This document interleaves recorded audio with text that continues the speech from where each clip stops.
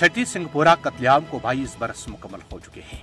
20 मार्च 2000 में जब सफाक भारतीय फौजों ने बेस बदलकर मकबूजा कश्मीर के छठी सिंहपोरा गांव में सिख बरादरी के 36 अफराद को कत्ल कर दिया। छठी सिंहपोरा कत्लेआम के 22 बरस गुजरने के बावजूद मुतासरीन को इंसाफ नहीं मिला और इंसाफ के हुसूल का तवील इंतजार जारी है। भारत की ये मुजरिमाना और शैतानी साजिश उस वक्त बेनकाब हुई जब साबिक अमेरिकी सदर बिल क्लिंटन भारत के दौरे पर थे।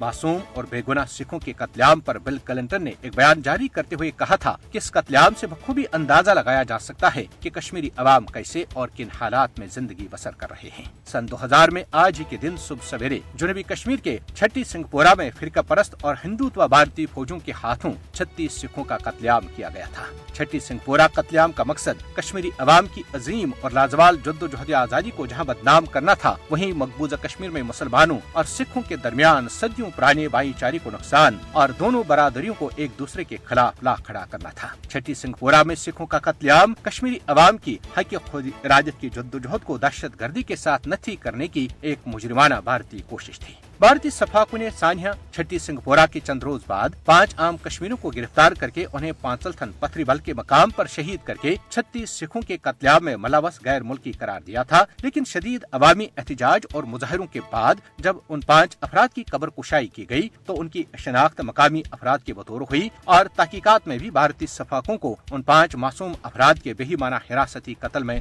मलवस करार दिया गया। भारतीय सफाकों ने पथरी बल में शहीद किए गए 5 अफराद के लवाहिकीन को इंसाफ दिलाने के लिए निकाले जाने वाले जुलूस पर बराकपोरा के मकाम पर अंधाधुंध फायरिंग करके मजीद 3 अफराद को शहीद किया था। छठी सिंहपोरा गुज़श्ता 32 बरसों में मकबूजा कश्मीर में भारतीय फौजों की तरफ से किए गए बहुत से वहशाना कत्लेआम में से एक था।